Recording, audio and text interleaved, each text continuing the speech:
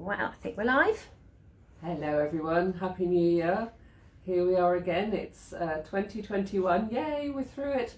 And we are the infant feeding team at the John Radcliffe in Oxford, and today we are talking, questions and answer session for about an hour on infant feeding problems or successes or stories or questions or anything you'd like to ask. So if you're pregnant, if you've finished breastfeeding, if you're still breastfeeding, if you're giving your babies bottles of breast milk or formula, we would love to hear questions from you. So it's about feeding babies.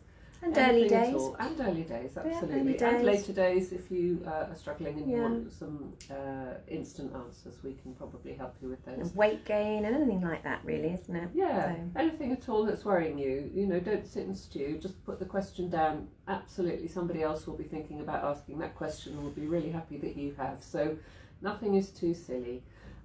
What the forum isn't for is if you're pregnant and you want to know about your scan, or you want to know about your induction of labour or visiting for labour and things like that. That's for a different forum. So Ask the Midwife sessions are on during the week as well, and also you can ask your community midwives those questions. We are midwives, but we don't always have the most up-to-date answers for you in every area because we're not working in those areas. So fire away. Get asking those questions. It's lovely to see a big long list of people already watching. That's we're up to 40, fantastic. Up to 48 already. Brilliant. And this is about our 37th, 38th session maybe? 37th, I think. 37th, Yeah, I think Christmas Eve. Yeah, Christmas Eve on my own, making a fool of myself with my elf hat, was 36. We started in April, Yeah. about April the 13th, I think, and we've been doing it most weeks. I think we had a week off last week. We've been pretty much on it with questions, and we've absolutely loved having your questions and opportunity to answer, and hopefully reaching out to lots of people again. So please do use us and keep using us. So today we've just finished clinic. We are still seeing people face to face, and we see people in clinic that have got more complex needs. We don't see routine sort of breastfeeding positioning and attachment things. There's lots of support in the community for that. There's lots of things like Oxford breastfeeding support. We talk about them a lot because they are amazing, and they have provided the most amazing service throughout all of this, and they are seeing people online, so lots of Zoom opportunities and meets with other mums in questions and answers groups, which is much more face-to-face interactive. We're just looking at ourselves when we're talking to you. But unnerving. And I focus on the dolls behind us. Also the La Leche League is great, but there's lots of places where you can go for normal everyday breastfeeding things. It might not feel normal to you, but we see babies that are slightly more complex and mums that have got slightly more complex medical problems, and babies that aren't gaining weight over a period of time. I think it's remembering that the first 10 days or so you're under your midwives, and the community midwives are there to support you, and they're skilled with breastfeeding support. So if you are in that first 10 days, haven't yet been discharged by your midwife, that's the first person that you would go to, your first port of call. And that if you haven't had your baby yet, that you know that when you go home, you are not going to be left without contact with a midwife, that actually within the first 24 hours of going home, that you are going to have contact with a midwife. They will be in touch, and they'll triage as to whether you go into their unit or they'll come to your home. It very much depends on your situation and a multitude of other things as well. But I have had a couple of calls over the Christmas period from people who are really worried, thinking they weren't going to see anyone, desperate for me to give them a call back. And actually by the time I called, that they'd been seen by their midwives, which they perhaps should have already been aware. That we should make sure that you're aware that you do get a visit on your first day at home. So if you are struggling, then actually that's the first thing that you would do, is go to your community midwives.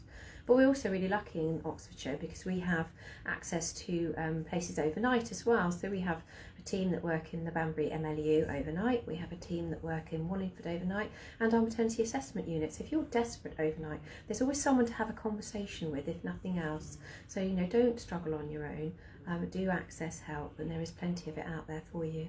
Yeah, very lucky, and it's all free, which is really important that you hear that there's lots of free support where you don't need to pay anyone to come in to see you unless you want to do that. We are here and we're running clinics. We're not stopping with the clinics with the lockdown. We are continuing to run our specialist services in the John Radcliffe Hospital only. There aren't any in the outlying areas at the moment. So, and I think we're getting a few questions here, aren't we? Yeah, we are. I think, well, do you want to go for some questions? Yeah, let's do a few questions, Yep. and we'll do some bits and bobs in between. Yep. So Amy has come through and said, thank you for doing this live. Please can you advise on bath care? How soon after a baby's born should you bath them? I've only just joined this, so I'm hoping it's okay to ask. Thanks. Absolutely fine to ask. I think there's no hurry to bath the baby. I think we're both agreed on that. I've had a mum in clinic this morning. She said she's bathing her baby once a week and doing sort of, top to toe in between times, just keeping the baby clean, remembering those creases and things, underarms, especially if they've got vernix. Under the chin, under the arms, because Yeah. they get really cheesy. Yeah. Yeah, because obviously the bottoms get cleaned quite frequently because you're doing lots of nappies, but it's the other areas as well. I think creases and get those cleaned. And as Naomi says, the chin is a really good one, nicely under here. Get them clean. But there's no hurry to keep them, to have them bathed. They don't really get dirty. It's not as if they're going to be out playing in the mud like they will when they're older. So, you don't really need to worry, just keep them clean. And I think their skin gets really dry in the first couple of weeks, so they sort of have a bit of an ectasis when they've been born, and they peel all their top layer off when they come out, and you're just thinking, oh, let's do some nice photos, and then they get really flaky. And I think if you're a bit post-mature, so your baby's over 40 weeks, they often get really crispy hands and feet as well. So where the vernix has been absorbed inside your uterus before they're born. So they are quite dry skinned. So the more you bath, the more dry their skin will become all at once, and you'll find that more upsetting. And also make sure that you don't put oil on your baby's hands. That's the other thing, because they want to smell, and they use their sense of smell to find and seek, but also put it in their mouths. So if you're using an oil for your baby's skin, something gentle for babies, don't put it on their hands where they'll put it in their mouths. That's the other thing. Hey, Hannah's put a question about her baby that's 7 months old. She's feeding on demand, and baby's feeding every 2 hours and only naps for 20 minutes at a time throughout the day. I really feel for her for the next bit. Quite hard with trying to homeschool as well. Any advice? So I was having a think about that. I was wondering, sometimes babies, breastfeed, we'd always say, don't we, that you can't overfeed a breastfed baby, and babies feed for numerous reasons. I'm just wondering whether you're using a sling, because a sling might meet your baby's needs for closeness and comfort and still leave you hands free to be able to do that homeschooling, which is so challenging. And it might give you that opportunity. And having your baby, you may be doing this already, and apologies if you are, but having your baby in a sling close to you, they may actually sleep a little bit more because they're happy being in close to you, without you actually having to hold them. The sling holds them for you. And those, we meet mums who are really proficient at using slings, and they'll have a sling, they'll have them on the front for some of the time, have them on the back for some of the time. Having them on the back still meets that closeness and comfort for the baby, and it gives that mother the opportunity to maybe sit at a table and eat a meal herself.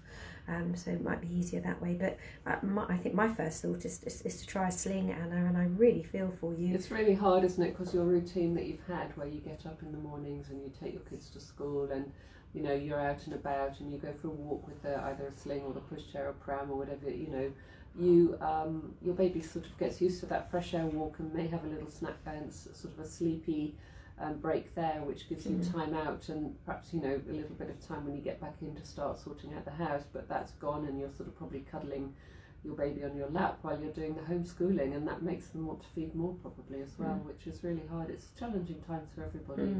And there aren't any magic answers to any of these things. I think you just have to go through it and find the best solution for you as a family.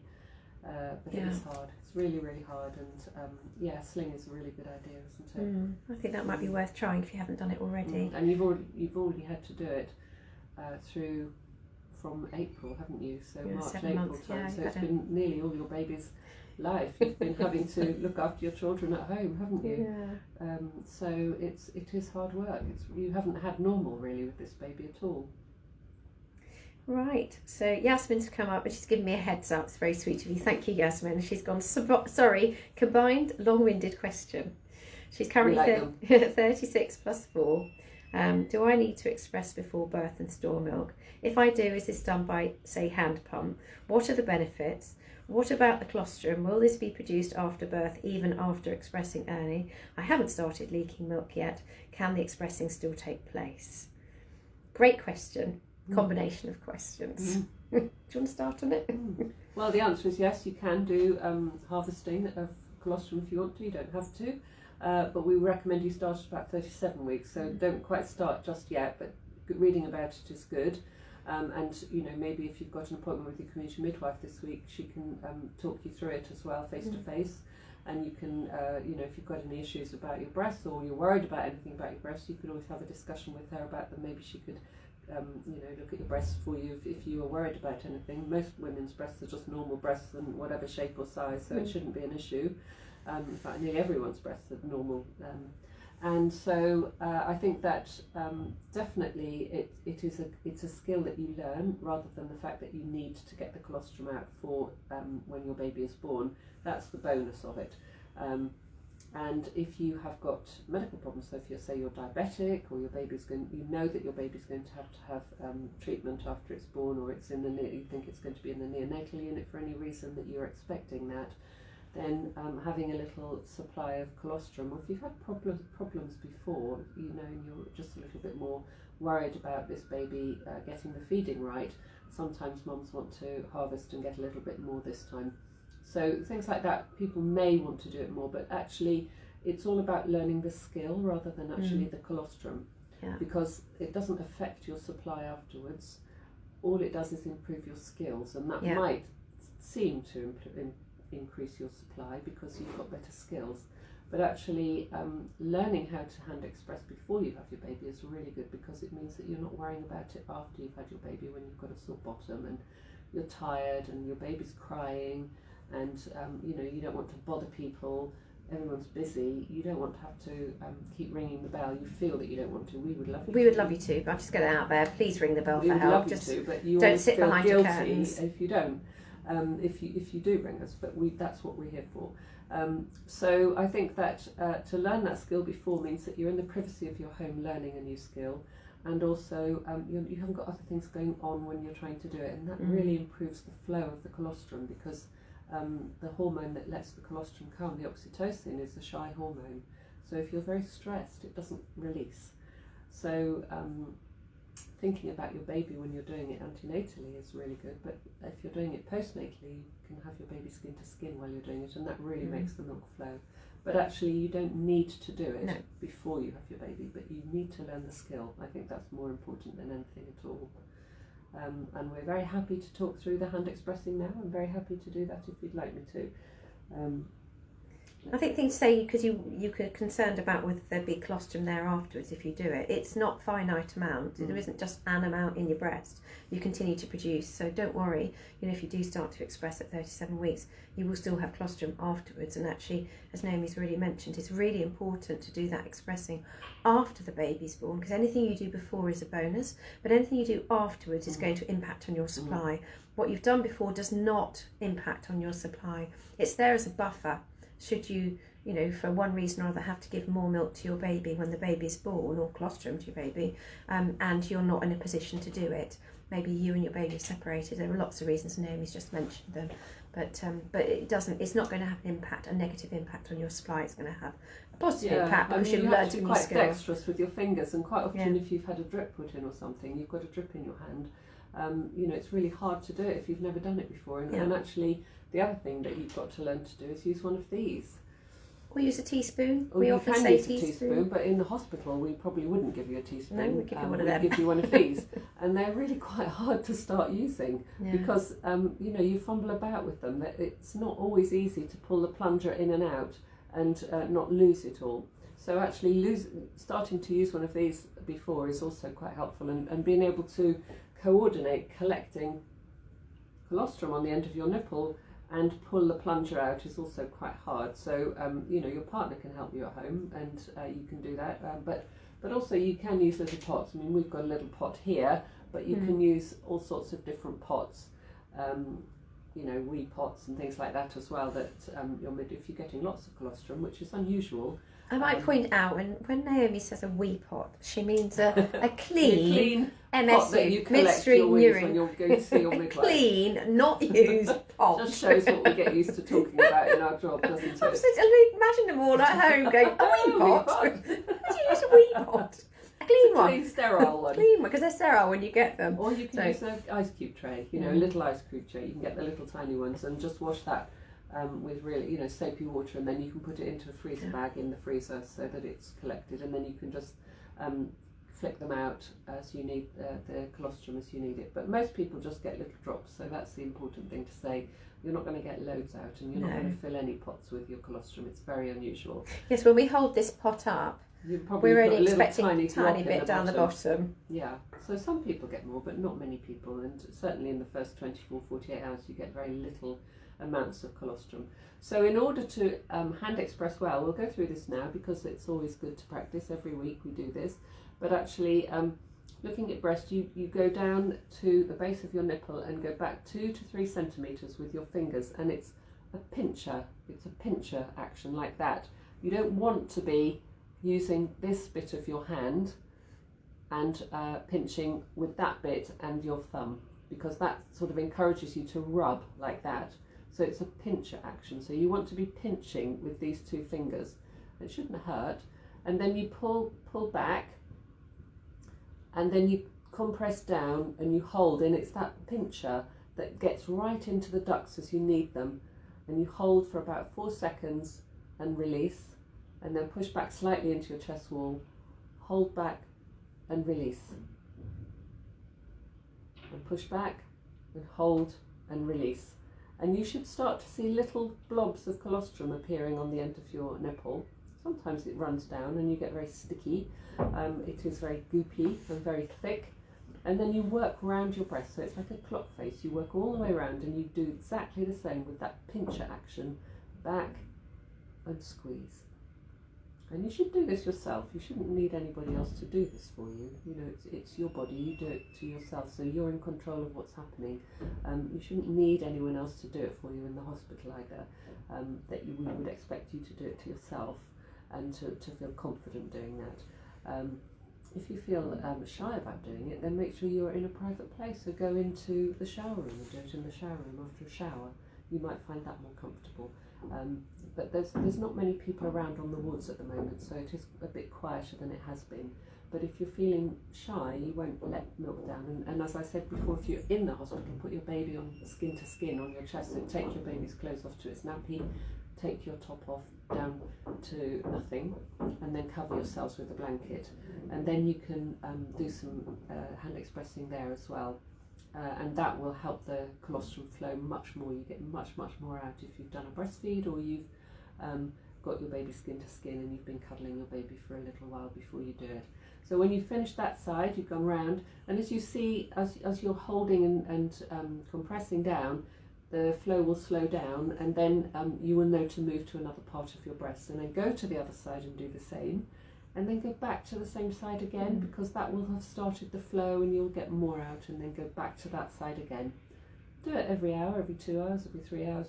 You need to do 8 stimulations in 24 hours. Not in the antenatal period though. Not in the antenatal, about 4 times a day. Yeah, about 4 in the antenatal period. And the thing about, it's a shy hormone, as Naomi mentioned, so starting with some massage, and for you, Yasmin, thinking about your baby. So visualise your baby. What's your baby look like? Do you already know what sex it is? When does your baby move? Talk to your baby. These are all things that will get oxytocin flowing, and you're making that contact, that attachment already before your baby is born, which is important. Having that sort of relationships that when they come, that you build on that relationship you've already got. So it really helps with oxytocin if you can really sort of visualise and think about your baby and think about what they're going to be like, and the fact that they know your voice already, they know your partner's voice, and all these sort of things is going to be really helpful. Hopefully that was all right for you, Yasmin. A good lesson there on hand expressing from Naomi. Association of Breastfeeding Mothers and La Leche League have some really good information, both of them, about expressing when you're pregnant. It's worth having a look at both of them. Emiliana has come on And she said, hi, her daughter is 21 months old, and I just realised that she does not have the BCG vaccine. It's not recorded on her red book. I'm from a country where they put the vaccine in Argentina. What advice can you give me?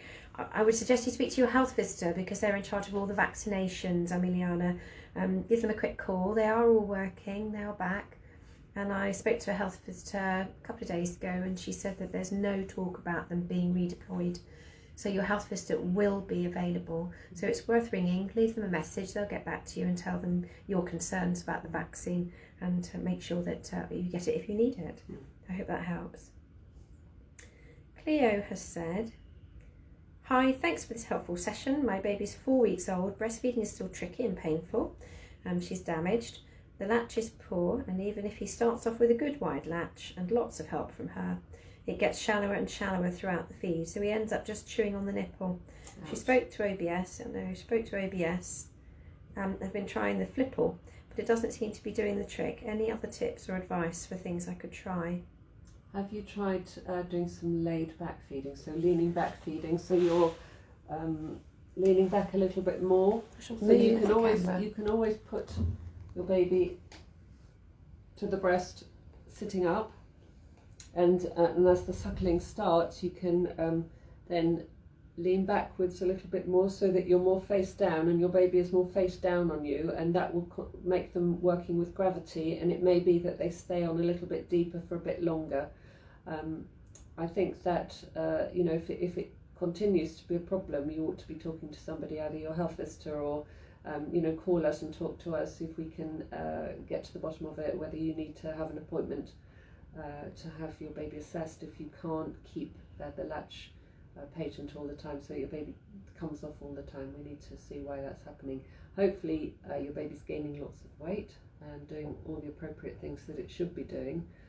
But if you're still continuing to have those problems with practice, because it does take practice to change your skills, sometimes you go back to what you were doing very easily with breastfeeding, so you tend to go back to what's familiar to you in the middle of the night when you're tired, and forget about some of the changes that may have been put in place when you spoke to OBS. So go back to what they say, keep going back to the basics that they talk about with positioning and attachment. There's always room for positioning and attachment changes.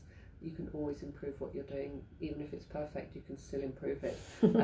We always say that. But try working with gravity a little bit, so that not necessarily so that they're bobbing this way, but just if you're sitting up going across like that, maybe just try leaning back a little bit more, so that your baby is face down a little bit more, and gravity is holding them there a little bit more easily, and see if that helps at all. And get back to us if you need to. Okay. I hope that helps a little bit. Oh, have we got any more questions? Yeah, we've got quite a few more. Excellent. So that was Cleo. Lisa has said her baby is breastfed and never taken a bottle, but is 7 months and weaning 5.5 months, as is hungry. Okay. His stools can be quite hard. He strains to go, although he goes every day. Tried a bottle in various cups. I just worry he isn't getting enough water, although still feeds a lot. Oh right, so he's 7 months now and he's been weaning since he was 5.5 months. I'm with you now, I'm so sorry, it took me a moment or two to get that. Well, the thing that we always say about food is when you start introducing food, is that any food before 1 is just for fun, and that actually milk still needs to be the biggest part of their diet, because they get the main nutrients right up until 1 from all their milk feeds. So rather than perhaps giving water, be giving milk. So offering the breast more than maybe you're doing at the moment. Give the breastfeed first, and then offer the solids afterwards. Absolutely, yeah. So that they get their predominant feed is milk, and so they always get milk feed first. Yeah. And then they may take smaller amounts of food for their tummy, so that they're not quite so constipated. It may be that they're getting lots of solids, and it's just their guts haven't quite got used to it yet. Their tummy hasn't quite got used to it. So try giving a bit more breast milk and see if that helps things. Yeah, see how you get on. Is he having formula as well? If he's having any formula, I don't think you said you were exclusive or not. But no, baby's breastfed. He's just breastfeeding. Yeah. Sometimes Never taken a formula milk sometimes makes them, if you're breastfeeding, makes them a little bit firmer. No, never had a bottle, she's saying. So I think just up the breastfeeds, Lisa. I mean, you've done an amazing job to get to 5.5 months, and I know the recommendation is 6, but sometimes, you know, it's right for the family to maybe do a little bit early, but you've done a fabulous job. I think just up the breastfeeds, remembering that anything, you know, the breast milk is still going to be the majority of the nutrition that your baby's getting. Sarah has written us a message. I have really bad oversupply on the left breast. Is there anything I can do to reduce milk production? When I'm between feeds, the breast gets so hard from engorgement. You can feel the lumps of the full ducts, and the milk soaks through my breast pads and top. Oh, you poor love. The engorgement does go down when she feeds from it, and the breasts feel empty after most of the time. The milk squirts everywhere and can get quite a distance. I do use the method of hand expressing to comfort when it's painful, etc. One suggestion I've had is to try the full drainage and block method. It would be really helpful if Facebook didn't put things over the question. The full drainage and block method. What are your thoughts? Other things I've spotted suggest peppermint tea, sage tea. In case the info. I'm struggling with the reading today. Here we go. Bear with me. We do know about the block feeding method. We've used that before, haven't we? In case the info is helpful, the baby's 2 months old. I'm feeding on demand, alternate between breasts for the first one offered at a feed. Have a good latch, feeding well, weight gain's been great, landing her on the 91st centile. Well done you. No surprise. 4.5 kilos at birth. I've suffered from mastitis twice to date and do the recommended things to try and keep it at bay. Well done. Gosh, you've had a bit of a challenge. And that's not uncommon that you get mastitis if you've got an oversupply either, Sarah. And is your attachment good on both? Is it the same on both sides? Was that your poor attachment side? Did you struggle to get your baby attached on that side as well as on the other side? Because obviously you've got different drainage on different breasts, and so you're not engorged on the right breast. Are you left-handed? Sometimes you have a dominant side. Did you feed from one side more than the other initially? It would suggest that maybe you haven't quite got the right attachment on one side versus the other. And I think that if you do block feeding on one side and you haven't got a problem on the other, you might end up with reducing your supply on the other side, which could then be a problem if you're trying to normalise things. So I think do that with caution. I think that it probably would warrant a conversation with us over the phone if you feel that you'd like to, so that we can just take more detail as to what's happening and just see what's going on rather than doing it in this forum. I think Sarah's put another bit up, I've just noticed coming up on the screen. So she's put, P.S. So I think I caused the oversupply myself through too much breast pumping in the early weeks, as there were problems with my other breast for a bit. I've not used the breast pump since week 4, but the supply hasn't balanced out. I would like to think that you can improve your attachment on your full side, just to see if that improves the drainage. And it is only millimetres in breastfeeding, it's never inches. Yeah. It's very, very subtle, and it could be that you're doing something that you're not on the other side. Have a look, get someone to video your breastfeeding so you can look at what you're doing from not looking down and not looking at what you're doing when you're doing it, but afterwards, and just see if you're doing something on one side that you're not doing on the other, and see where your baby is in position on your body when you're breastfeeding, to see if there's any slight differences between what you're doing, to see if that is what's happening, and see if you can have a Zoom with OBS, see if they can have a little look at your feeding and see what's happening with them. We see babies in our clinic up to about 6 weeks, so unfortunately we can't support, but your health visitors do have a dedicated infant feeding team as well. They may be able to have someone support you with breastfeeding in your local area. So don't struggle. We're very happy to talk to you on the telephone, or use the local support and just see if your health visitor can do any more breastfeeding support with you. I think be very careful of block feeding, because you may upset the other side and the supply might change on the other side that is reducing it if you're not actually equaling both sides. If both of them were full, then it might well work, but I think it would be quite complicated to do it on one side only. I hope that answers a little bit. Have you got anything else to add? No, not really. It's just keeping that breast as comfortable as you can. You've obviously had problems with mastitis, and they do go really hand in hand in oversupply and mastitis. But they both can be slightly indicative of something, a bit of room for improvement. As Naomi said, we never get it perfect. There's always room for a bit of improvement. I mean, if you're feeding really well on your left breast, it's your right breast that you don't have the problem with. It's your left one that you're really full, isn't it? It might be if you mimic what you're doing on the good side and just bring your baby over. I'm sure you've done this. It's like teaching you to suck eggs at 8 weeks, but move your baby across so that you are doing exactly the same. So it might be that you just bring your baby around and feed your baby underarm on the side that's really full to see if you can get a slightly better attachment, because you're more dexterous on that side with your hands. You might be able to position your baby slightly better on that position if you're doing exactly the same as the side that you're really good at feeding on and that hasn't got any problems. Just see if altering the positioning might help, and work with different positions, and that might make an improvement as well. See, Sarah's come back up again, so she can get in touch with OBS. Yeah, and it might be that the baby's tongue function is slightly different on one side to the other, which is not abnormal. Yeah. And it means that they don't attach as well on one side as the other side, and that sometimes happens, particularly if we've had lots of problems in the early days. Might be that they've just got a bit of an asymmetrical suckle, and that sometimes just means that they don't attach as well onto one breast as the other.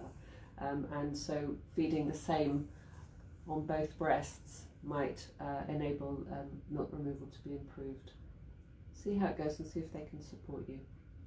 Katie's come on and said, thanks Naomi for all your help with baby Ralphie. I wouldn't have been able to do it without your support. This gorgeous hat. Amazing. Gorgeous hat.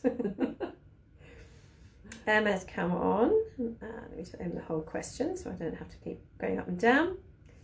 Emma has said, I'm due at the beginning of March and my 3-year-old son has just been diagnosed with autism. So it's been an emotional pregnancy for all sorts of reasons.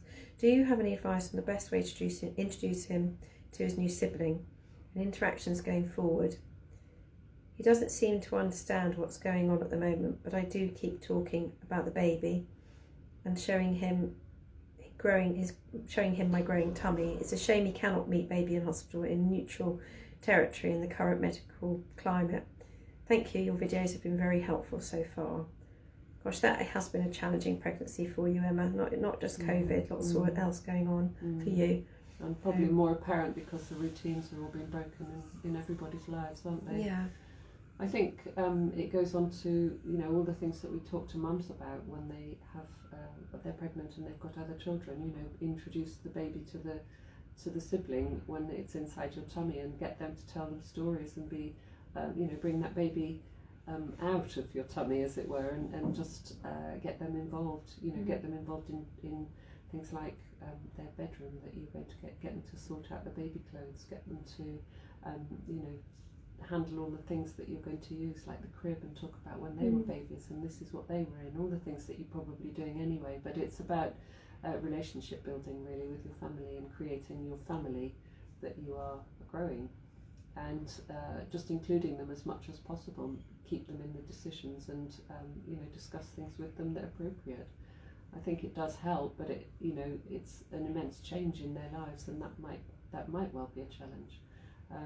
But I think that focus on all the positive things rather than negative things that are being thrown upon us with COVID, because that is really out of our control, all of our control at this time.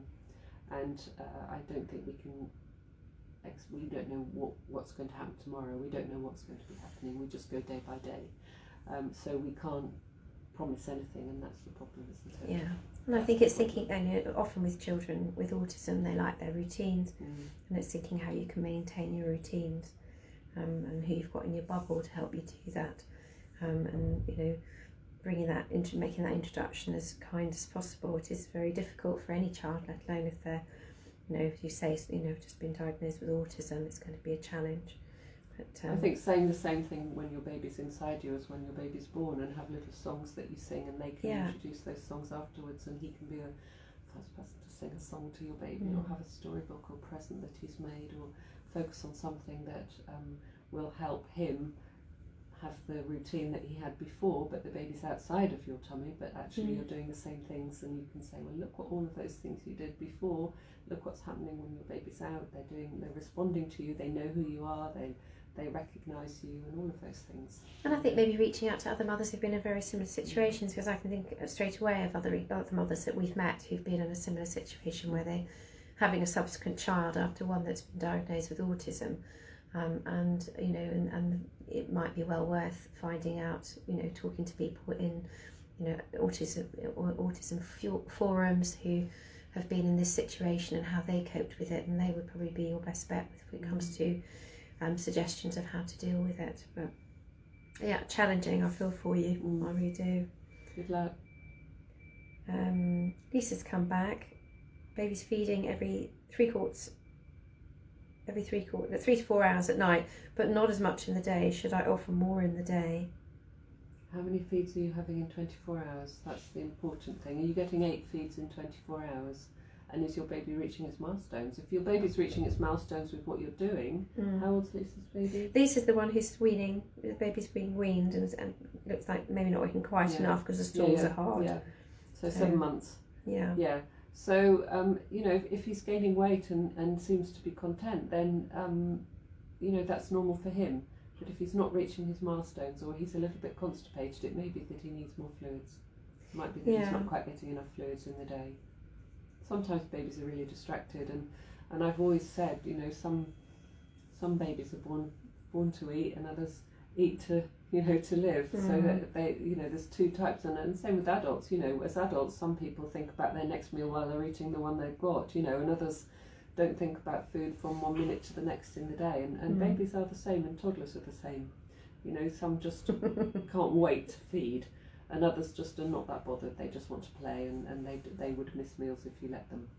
And that's their makeup. So, he might be a baby that's distracted, and you just have to remind him that he could have some more, and not just let him not ask for it, but you suggest that he has it, maybe, and that sometimes turns it round a little bit. We could do with someone reminding us to drink at the moment. Awful with a mask on. Oh, it's terrible. I mean, we're sitting 2 meters apart. We're sitting apart, but because we're on the wards or in our office, so we've got masks on all the time. We're not drinking enough. So I really feel for your baby. And I think all the people we've seen in clinic don't know what we look like, except from Facebook, because we've always got a mask on, and we don't know what you look like. It's awful. No. Anyway, so moving on. So good luck with that. Lisa, going back to that, so getting a bit more milk into your baby.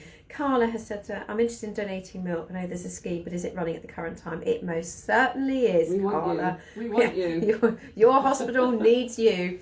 Yes, it was most definitely running. If you go onto the OUH, as in the hospital website, do a search for Human Milk Bank. It will come up. There are some forms on there that you can have a look at and see whether you think it's going to be okay for you to do it. And Amanda Wood is the Milk Bank coordinator, so she will be delighted to hear from you. We love any donations we can get. Now, when we talk about colostrum harvesting and milk producing and expressing and everything, we talk about the fact that your milk is fine for your baby and we don't need to sterilise anything. When you're donating to the milk bank, you might need to be a little bit more careful because obviously it's going to vulnerable babies, even though it's pasteurised. So, if you are going to be donating, Amanda will probably talk you through sterilising your equipment, being extremely careful and clean before it's brought in, because what happens is the first thing that happens when the milk comes in is that it's checked, its bacteria count checked, it's then sterilised, pasteurised as long as it's passed, and then there's another bacteria check done before it's given out.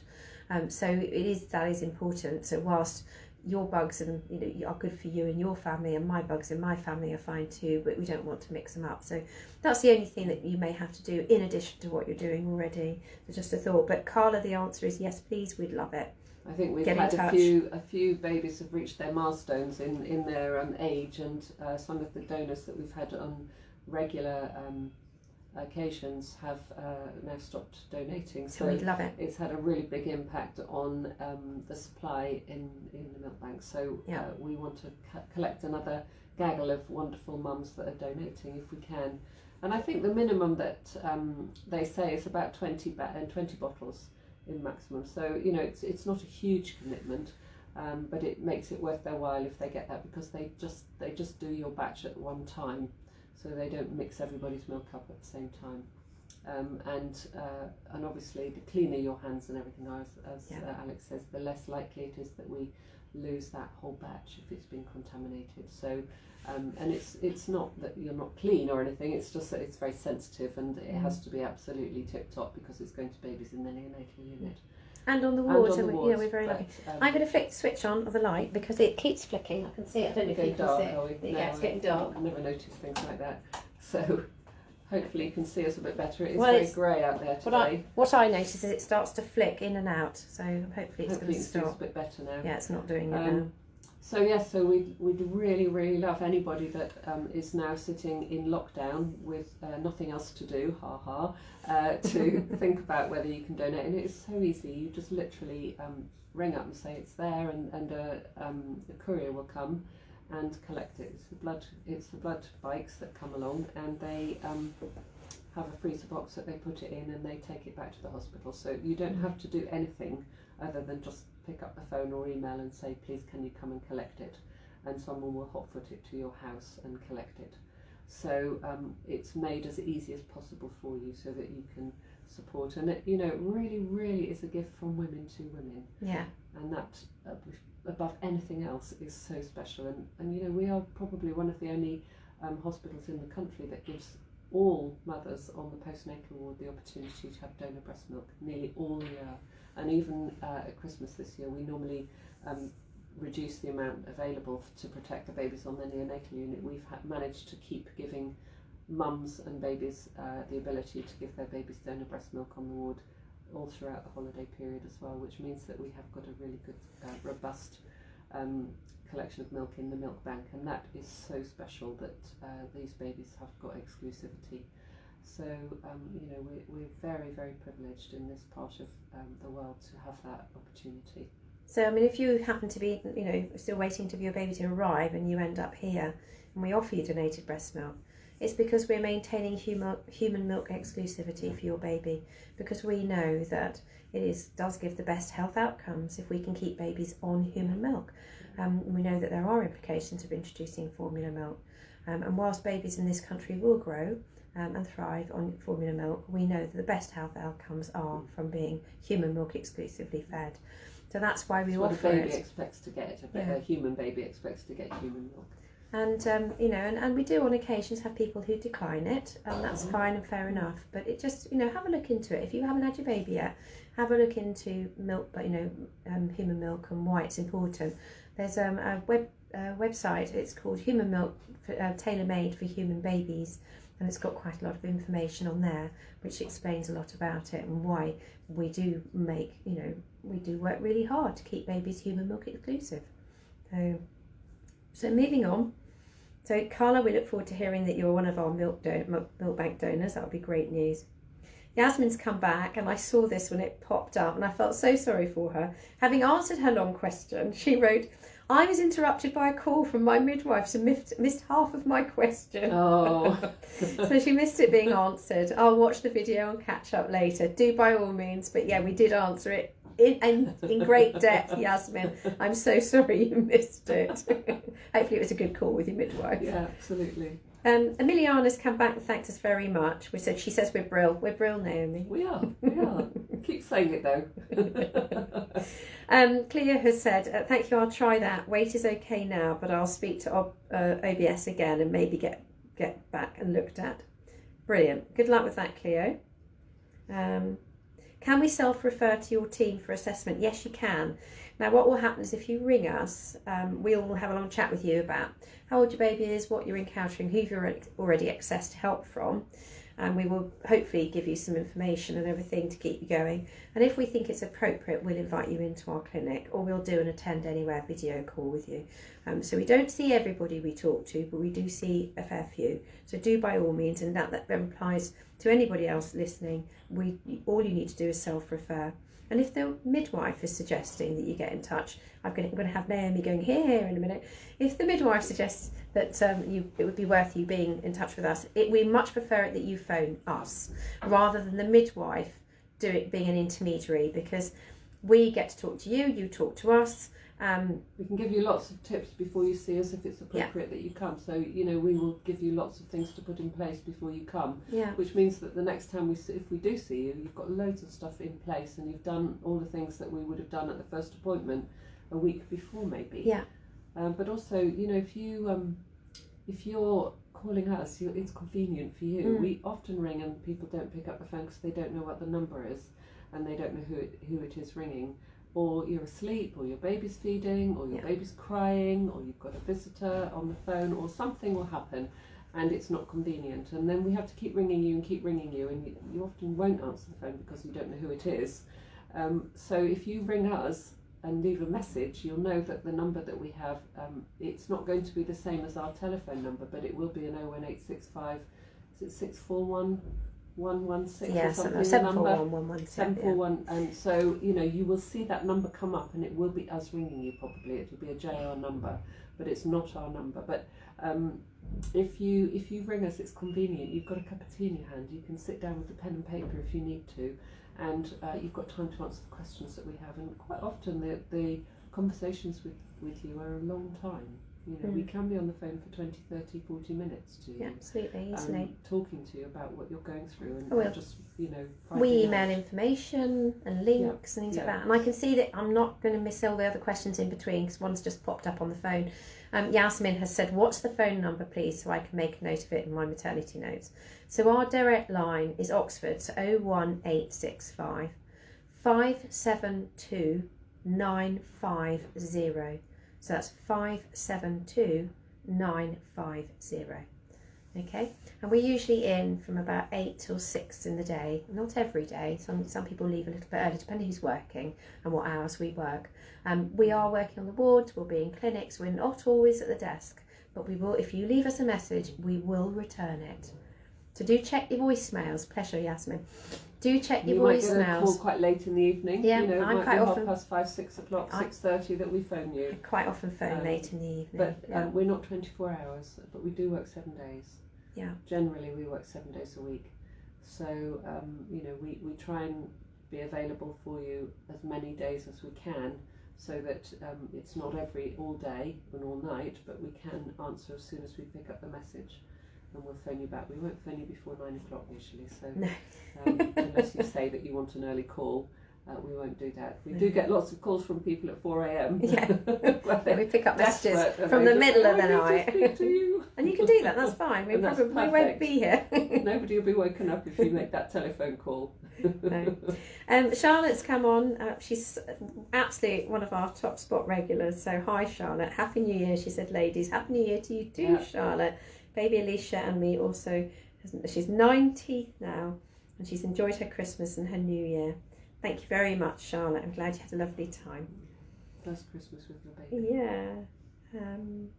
I've already covered about that. We did that about Sarah. So Sophie said, not a question, but I wish someone had helped me more in hospital. I got some help with breastfeeding, but nothing was consistent and very helpful. I asked for your help and then they discharged me with just a rough feeding plan. I'm now exclusively pumping 3 months in for him to have breast milk. Oh, you star. I'm so sorry you've had a hard time. With my next baby, I'll push for your help. My midwives were amazing, but that help had to end and breastfeeding was still impossible for us. Let's hope when you have your next baby that we're not in a big lockdown so that you can access all the support that's usually out there for you. Because usually you should have been able to pitch up at an Oxfordshire breastfeeding support group or Abingdon Baby Cafe, and you would have been able to get person-to-person support. We do get round as many women as we can on the wards, and we do have to triage it. We do have to go for the ones that are having the biggest problems.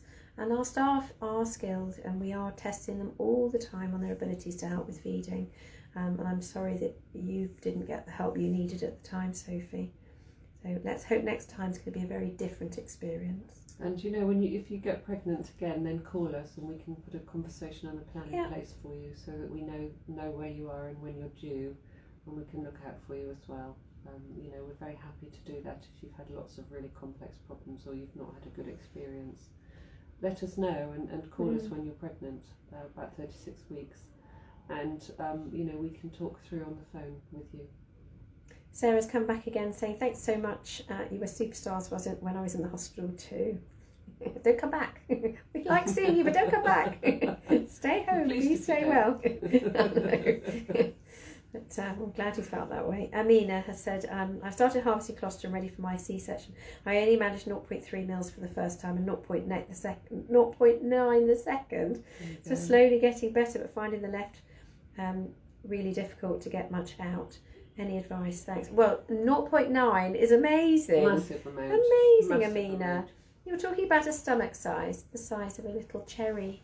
Names if you go and get them. At 0.9, if I went onto the ward now, if I walked out there and went and spoke to some of the mums that are here. That's your baby's tummy when it's born, so 0.9 would be a huge amount in that tummy. If we asked our mums who are out on the ward now, because we're on level 5, in room 4 and the side rooms, if I said to them, how many of you have got 0.9 today in their first 24 hours, most of them will say no. Most get 0.1, 0.2. Yeah, so you've done amazingly. Keep going. That's why we give you 1 ml syringes, not to Yeah. fill them, but just so that you can put small amounts in and see that that's like a tablespoon of golden syrup for a baby. So packed with calories and fats and all the wonderful things that are in it, the antiviral stuff and everything. It's just brilliant. It's like nature's vaccinations and everything else all in one, calories, everything. So well done, Amina. Yeah. I think you've to get 0.9, you've done really well. Really, really well. Absolutely. So that's fantastic. Well, you've obviously mastered the skill, as we said earlier on. It's not easy. Mastering that skill is really important, and you've obviously done it. It's absolutely brilliant. Right, moving on down. Sabina said her baby's 4.5 weeks old now and she's exclusively breastfeeding. It works well. She's gaining weight. Should I always offer both sides? Sometimes she's had enough with one breast, especially during the night. Is this okay? She falls asleep really often after one side, and I'm happy that we both can continue sleeping. Oh, I think you continue sleeping. Yeah, good question. Always. It's like Alex always says, it's like going out for supper at a restaurant and they offer you pudding. You can say no, but if they don't offer you pudding, you'll think, oh, nobody asked me if I wanted dessert. So, always offer it, and they can decline gracefully. I think, or snore. Yeah, I mean, if the baby's really not waking up, just carry on sleeping, but have it in your head that a breastfeed is both breasts offered. But if that baby's not going to rouse, what you don't want is that in 10 minutes time, 15 minutes time, they wake up. And that's if you think that's likely to happen, that's when you sort of give them a little sort of reminder that it's time for the other side. But that's very much up to you. And some babies don't always have the second side, and some babies never have the second side. But it's having in your head both sides offered.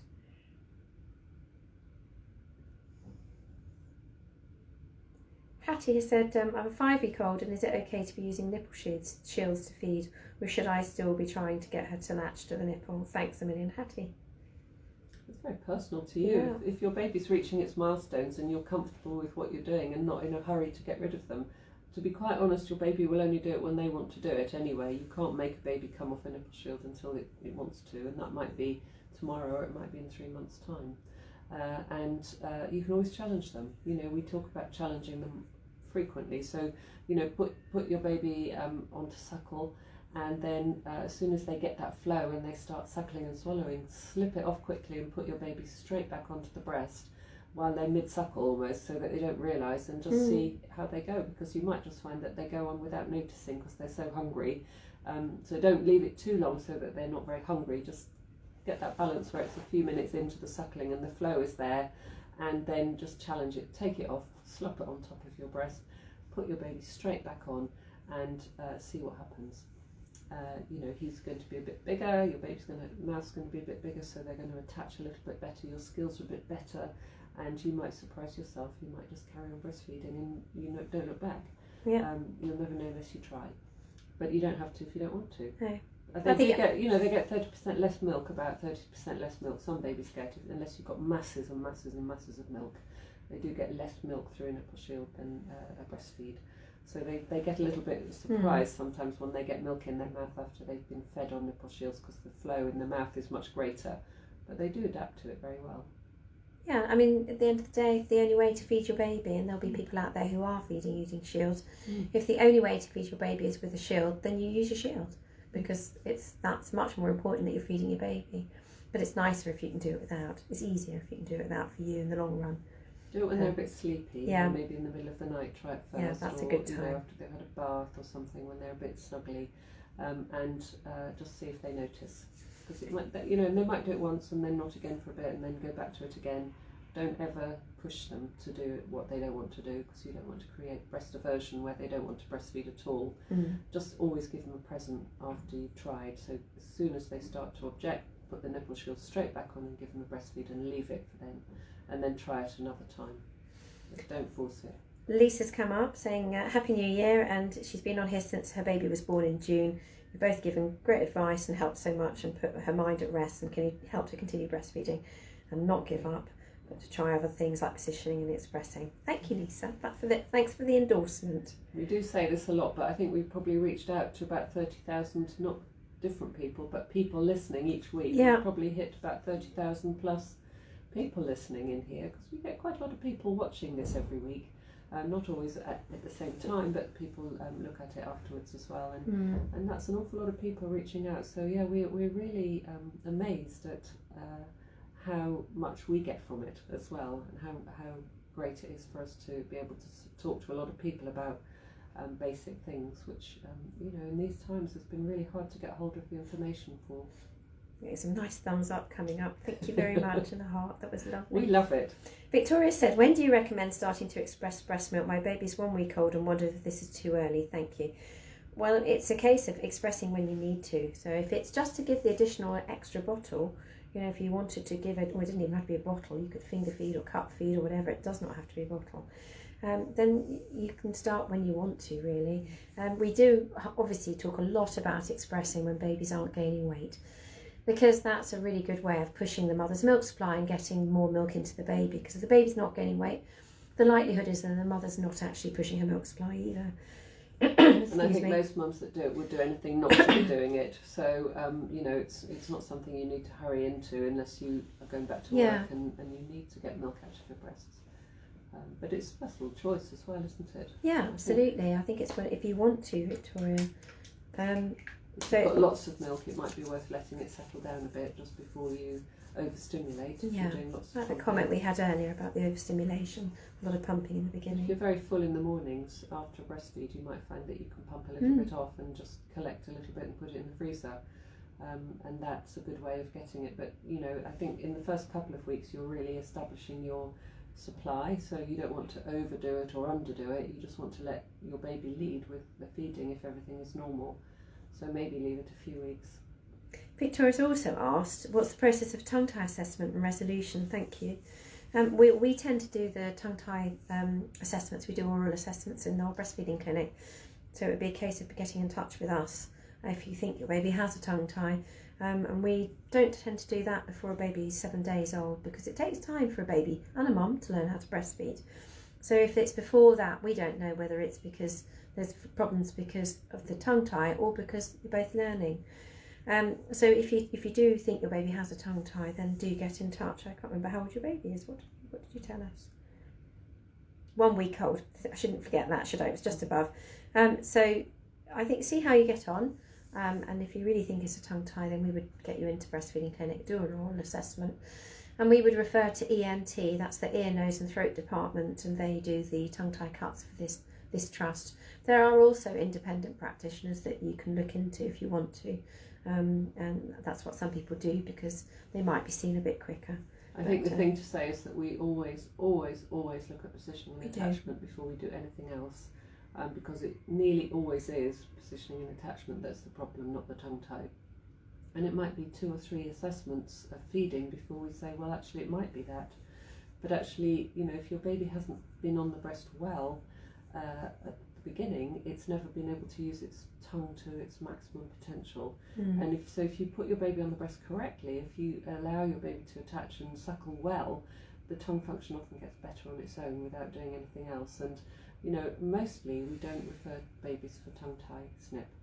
Mostly we improve the removal of milk and baby's satisfaction with better attachment and getting the baby deeper onto the breast. And before you come and see us, you should have your baby watched locally by your midwife or your health visitor a couple of times. You should have a couple of breastfeeding assessments by your local health, so you're not having to come back into hospital, particularly in these times, so that somebody is looking at your breastfeeding and attachment before you step into the zone of there's a problem with tongue tie.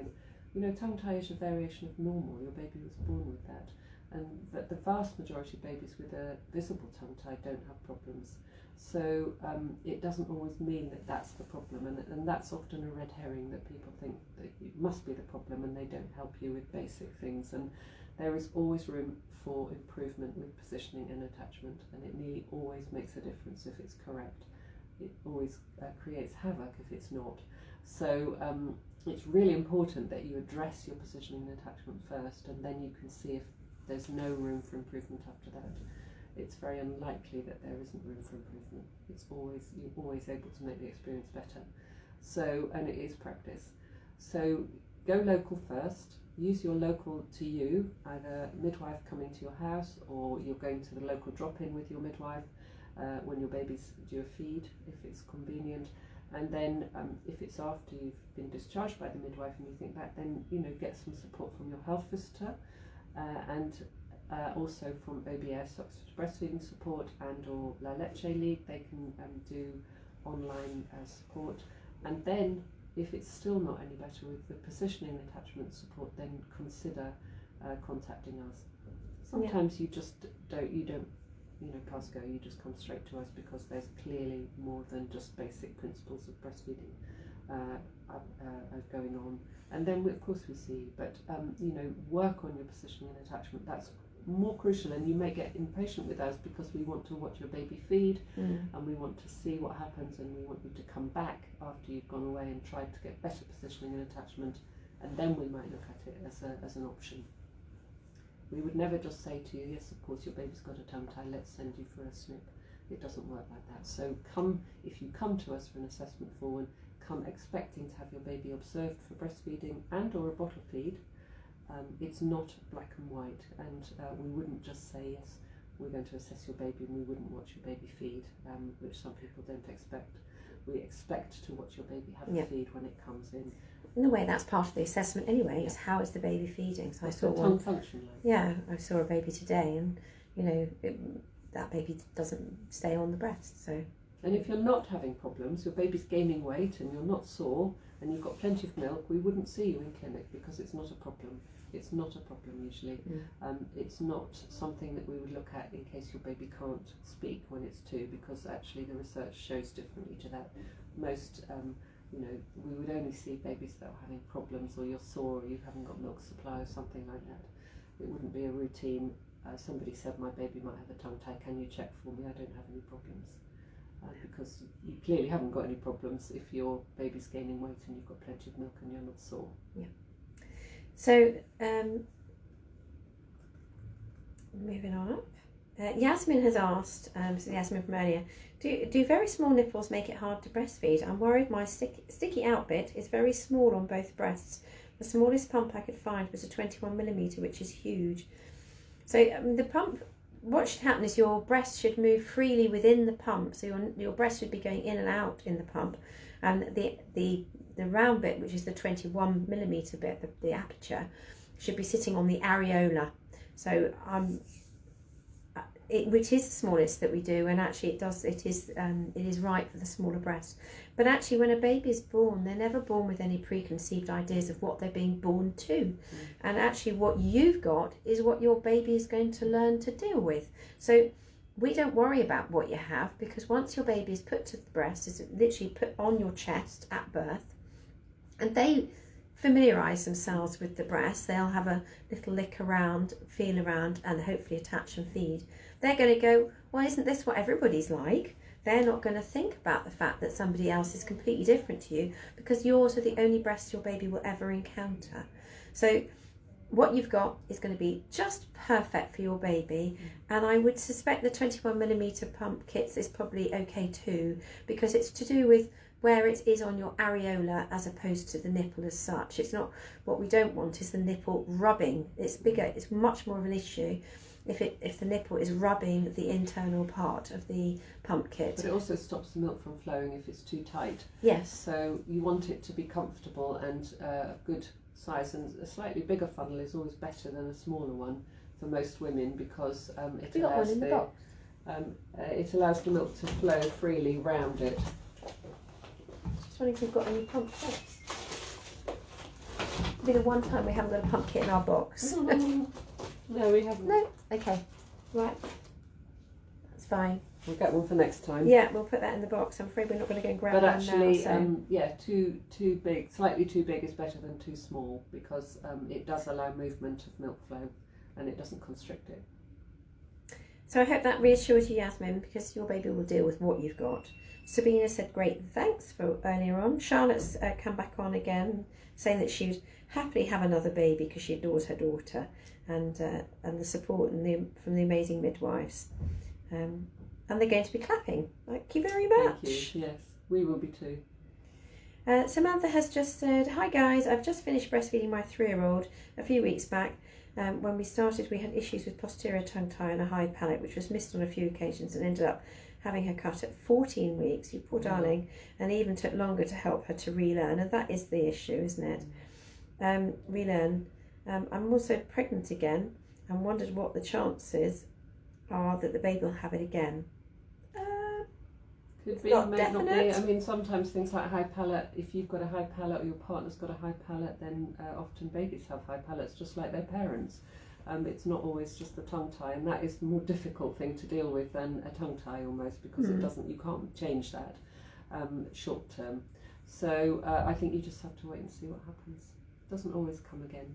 Sometimes people have 4 or 5 babies and they've all got tongue ties. Some babies, you have one and none of the others, and it takes mums by surprise if it's their 4th baby and they've never had problems before, and they think they'll just bung their baby on and feed it, and it doesn't happen. So there is always a baby to challenge a family, and it might be that you do have a problem again, but make sure that you point towards us so that we can support you, rather than getting a long time having to wait that long again.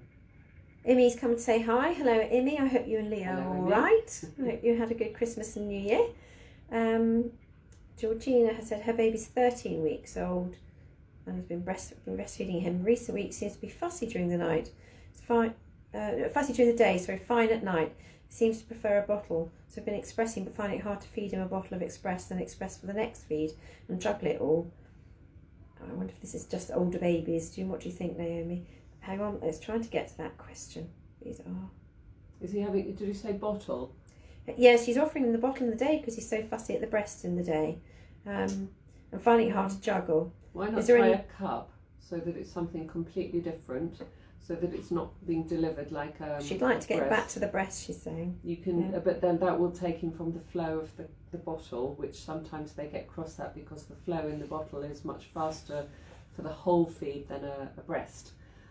So I think that always offer the breast first, and maybe not have so many distractions around. Go in a darkened room. Time. If it's before a nap and he's very sleepy, try it before a nap, and offer the breast more. We just know as they get that bit older and a bit more aware, Georgina, they start getting curious and everything around them. So we quite often find these older babies that sometimes you just have to go in a sort of another room, keep the lights dim, turn the radio make sure off. Turn television off, just so that they're not looking around and being distracted. And as Naomi says, catching them just as they're coming to, when they're because you said the nights are fine, and just catch him when he's just coming to, before he's really awake, and that can make a really, really big difference.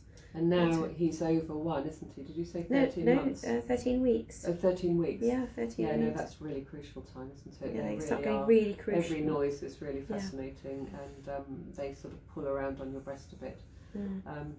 And the other thing you could try is some compression, because that gives the flow a bit faster in the breast. So as the flow goes in your breast, then you can compress your breast as he's suckling, and that gives the hip for a bit longer, and that might keep him more interested in the flow in the breast, as the bottle would give it to him, because it doesn't slow down in the bottle. Sorry, I thought we said 13 months, which is why I said a cup, so no, that's not appropriate. But try some compressions and just see if that increases the flow for a bit longer, so he stays at the breast a bit more, and offer the breast a bit more in the day. Let him have little and often, so that he sees that as his normal, and that will up your milk supply as well, which in itself will increase the flow. They have a very busy time at 13 weeks, 12, 13 weeks. It's their really big sort of spurt, and they tend to wake up and feed much more frequently and become slightly different babies for about a week or two, and then they settle down again as the milk supply changes and the composition of the milk changes for the next level of their development. So it is quite a challenging time for some mums at that age, and they often wake up a little bit more at night at that time as well.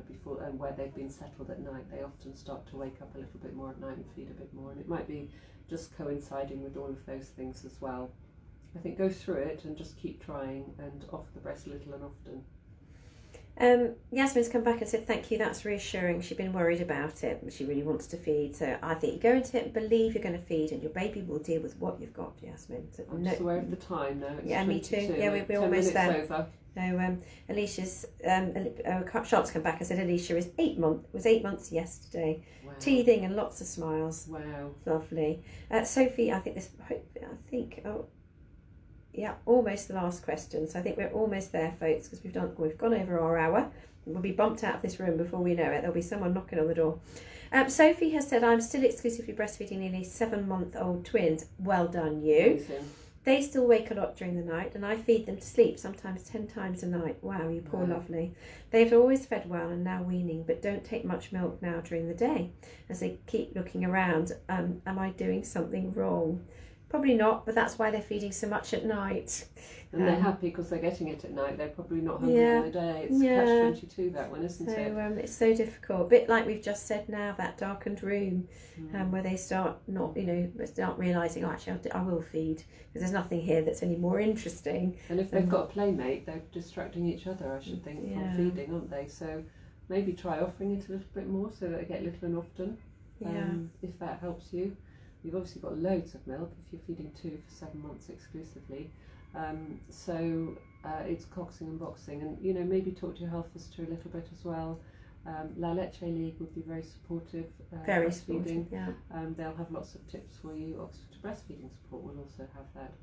It's hard times because you've been in complete lockdown for most of your time with your babies, and this is the time when you'd be talking to other mums and meeting other mums with babies the same age as you, and that's really sadly missing in most families' lives at the moment. So you haven't got any comparison, but it is hard work 10 times a night, and I think that they sort of go into that cycle of doing it. But just see if you can introduce more during the day, just to see if you can get more calories in the day. That might help you. Dream feeds as you're going to bed yourself, trying to catch them, maybe pick them up and give them a feed, even if they're asleep at that point in time.